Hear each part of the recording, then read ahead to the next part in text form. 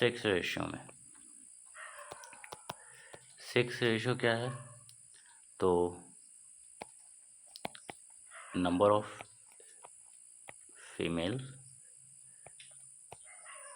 पर 1000 मेल्स।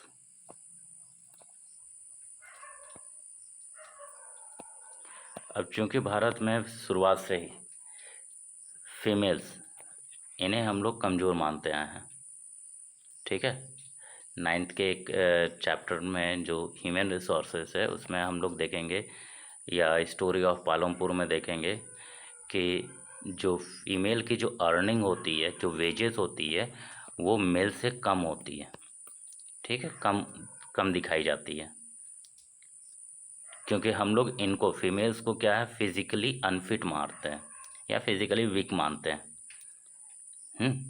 क्योंकि ऐसा नहीं है, लेकिन जो हमारी मेंटलिटी जो शुरू से जो चली आ रही है, प्रथा जिसको हम लोग कहते हैं ना, शुरू से वो क्या कहते हैं, एक तरह से नेगेटिव थॉट्स कि हाँ भाई फीमेल है तो ये मेल्स के बराबरी नहीं कर सकती।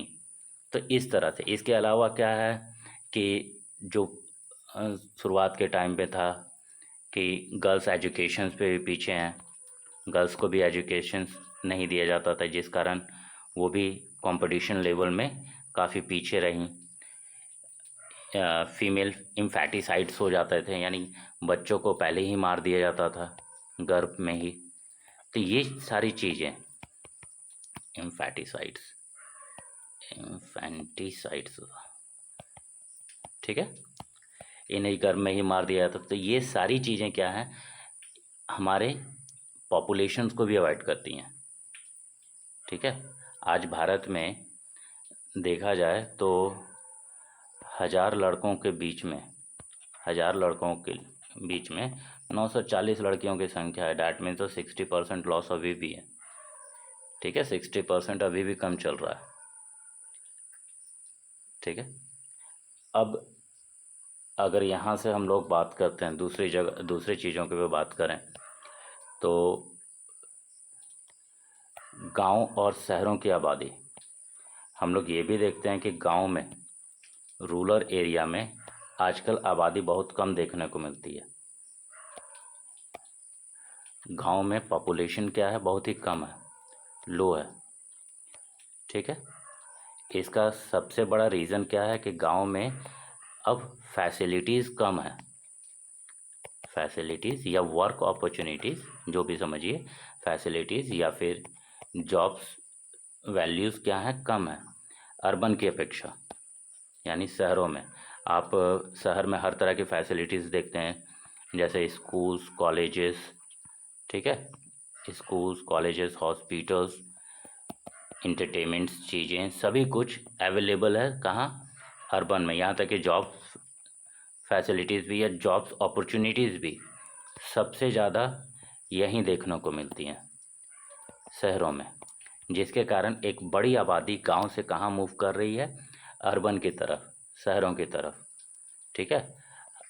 या फिर अब देख लो, अब बहुत सारे गांव भी क्या है, धीरे धीरे सेमी अर्बन एरिया में कन्वर्ट होते जा रहे हैं, ठीक है। तो ये चीज़ें, ये सारी चीज़ें तो क्या हो गई, तुम्हारे पॉपुलेशन से रिलेट हो गई, ठीक है। शुरुआत में हम लोगों ने ये भी पढ़ लिया कि ह्यूमन रिसोर्सेज या रिसोर्सेज होता क्या है। अब रिसोर्सेज को अफेक्ट कौन करती है, रिसोर्सेज को अफेक्ट करने वाली चीज़, तो रिसोर्सेज को अफेक्ट करने वाली चीज़ से पहले एक हम लोग कहानी सुनते हैं, ठीक है, एक स्टोरी। वो स्टोरी चैप्टर क्लास 9th के बुक में है, श्योर तो नहीं है कि नाम क्या है। 2 बच्चे होते हैं, एक होता है शकल और दूसरा होता है विलास, ठीक है। स्टोरी में नाम मेरा क्लियरेंस नहीं है, ठीक है, स्टोरी में नाम क्लियरेंस नहीं है क्योंकि मैं ये बना रहा हूँ, बट आपको समझाने के लिए हो सकता है कि कैरेक्टर थोड़ा सा चेंज हो, ठीक है, पर फिर भी। तो यहाँ पर क्या है कि शकल एक पढ़ा लिखा लड़का है, एजुकेटेड है। शकल क्या है? एजुकेटेड बंदा है। ठीक है। तो शकल ने काम वाम किया या पढ़ा लिखा, पर उसे कोई जॉब नहीं मिल रहा था। जब हम लोग पढ़ लिख लेते हैं, एक चीज़ हमेशा याद रखिएगा, जब हम लोग पढ़े रहते हैं, एजुकेटेड होते हैं, तो हम लोग को कोई जॉब मिलती है या जब हमारे अपेक्षा के अनुसार, हमारी जो एक्सपेक्टेंसी है उसके अनुसार जब हम लोग को जॉब नहीं मिलता, हम लोग वेट करते हैं। डैट मीन्स वो ये क्या होता है, आइडल बैठा रहता है। पढ़ा लिखा तो है पर ये सिर्फ ऐसे ही घर पर बैठा रहता है। ठीक है। तो फिर यहाँ पे एक कहानी से जो रिलेटेड है, तो शकल जो 12 साल का बच्चा है और उसकी माँ घर का काम करती। शकल की जो माँ है ये घर घर का काम करती हैं। शकल भी कुछ चीज़ों में अपनी माँ की मदद कर रहा है। ठीक है। उसके दो भाई बहन है, एक जीतू और सीतू करके भाई बहनों के नाम है। ठीक है।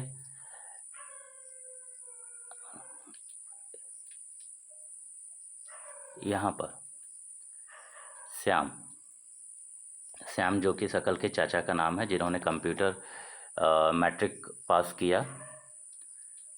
ठीक है। मैट्रिक वगैरह पास किया और ये भी बेकार बैठे हुए थे, ये भी इसी की तरह बेकार बैठे हुए थे। शकल ने काफ़ी मेहनत की, पढ़ाई लिखाई किया, कुछ समय बेकार बैठने के बाद उसे एक कंपनी में जॉब मिला। ठीक है। उसको एक प्राइवेट कंपनी में जॉब मिल जाता है। ठीक है। प्राइवेट कंपनी में जॉब मिल जाता है, यहाँ से उसकी अर्निंग अच्छी हो गई। अर्निंग अच्छी हो गई तो घर की जो वैल्यूएशन थी वो सुधर गई। ठीक है। घर की जो वैल्यूएशन थी या जो प्रॉब्लम थी वो शॉर्ट आउट होने लगी। इसके बाद जिस कंपनी में इसे जॉब मिला था वहाँ पे उसने एक सॉफ्टवेयर बना दिया। ठीक है। एक सॉफ्टवेयर बनाया जिसके से इंक्रीमेंट हो गई। तो जहाँ पर इसके इंक्रीमेंट हो गई, इसका जो कंडीशन था, जहाँ एक और इसकी माँ और इसके भाई बहन, जहाँ एक और इसकी माँ घर घर जाकर सबके कपड़े वगैरह घर का काम करती थी, वहाँ इसकी लाइफ थोड़ी सी चेंज हो गई। कैसे चेंज हो गई? थ्रू द एजुकेशन, पढ़ाई से। याद रखिएगा, थ्रू द एजुकेशन इसकी लाइफ क्या हो गई? चेंज हो गई। क्योंकि एजुकेशन भी ह्यूमन रिसोर्सेज के डेवलपमेंट में सबसे अहम भूमिका निभाता है। Education is the most important feature of the development of the education is the most important feature in human resource development. Okay. दूसरी और विला जो 11 साल का बच्चा, ठीक है, विलास जो 11 साल का बच्चा था, उसके फादर बचपन ही मर गए।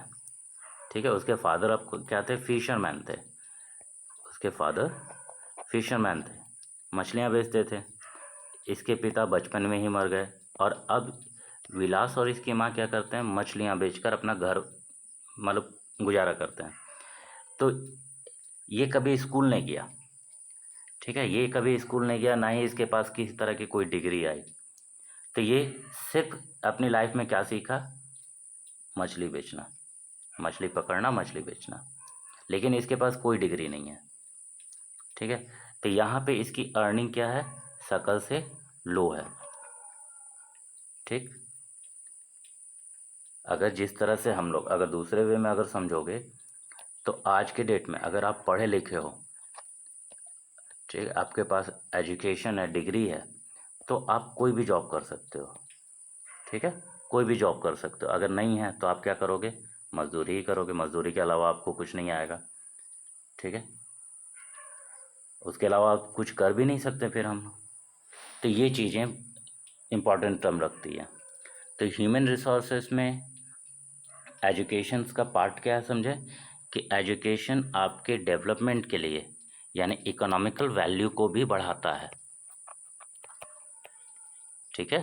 थ्रू द एजुकेशन आप क्या पाएँ? जॉब पाएँ। और जॉब क्या है? आपकी इकोनॉमिकल वैल्यू को इंक्रीज़ करता है, आपके स्टैंडर्ड ऑफ लाइफ को भी इंक्रीज़ करता है, और साथ ही साथ आपकी हेल्थ फैसिलिटीज़ को भी बढ़ाता है, ठीक है, मेंटेन रखता है। आया समझ में? तो नेक्स्ट यहाँ पे अब इस पे भी सॉरी इसमें भी जो एजुकेशन रिलेटेड है, गवर्नमेंट अब देख लो हर साल क्या है, गवर्नमेंट स्कूल्स वगैरह जो ओपन कर रही है, गवर्नमेंट स्कूल्स चाहे वो लड़के लड़कियों को किसी भी चीज़ में, हर क्षेत्र में क्या है, हर जगह देख लो आज की डेट में स्कूल्स कॉलेजेस की संख्या तेज़ी से बढ़ रही है। यानी लिटरेसी रेट, भारत का जो लिटरेसी रेट है वो अब तेज़ी से इंक्रीज़ कर रहा है,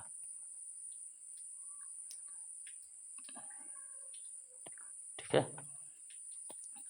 अब वो तेज़ी से इंक्रीज़ कर रहा है, कैसे कर रहा है कि अब हर स्कूल्स में न्यू टेक्निक से, न्यू प्रोसेस से किया जा रहा है। आप लोग भी अपने स्कूल्स में स्मार्ट क्लासेस के थ्रू सीख रहे होंगे, है ना, स्मार्ट क्लासेस, या बहुत सारे यूट्यूब चैनल हैं, या सोशल मीडिया के द्वारा भी हम लोग को बहुत सारे ज्ञान मिलते हैं, बहुत सारी चीज़ें मिलती हैं, बहुत सारे प्रोजेक्ट्स वर्क हम लोग इसके थ्रू भी सीख जाते हैं। तो ये सारी चीज़ें हमें सिखा रही हैं, ठीक है, हमें बतलाती हैं कि हम कैसे किसी भी चीज़ों पे यानी अर्निंग कैसे कर सकते हैं। आई बात समझ में? तो नेक्स्ट यहाँ पर हम लोग देखते हैं,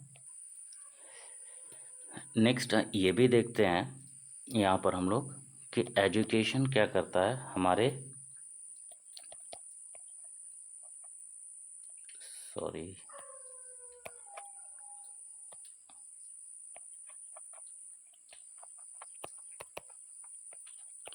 एजुकेशंस हमें, यह एक तरह से हमारी जो इकोनॉमिक वैल्यू जो अभी शकल और इसकी कहानी में था, शकल और विलास की कहानी में जैसे था कि शकल एक तो सॉफ्टवेयर इंजीनियर बन गया या प्रोग्रामर बन गया, ठीक है, उसने सॉफ्टवेयर डेवलप किया तो सॉफ्टवेयर इंजीनियर बन गया।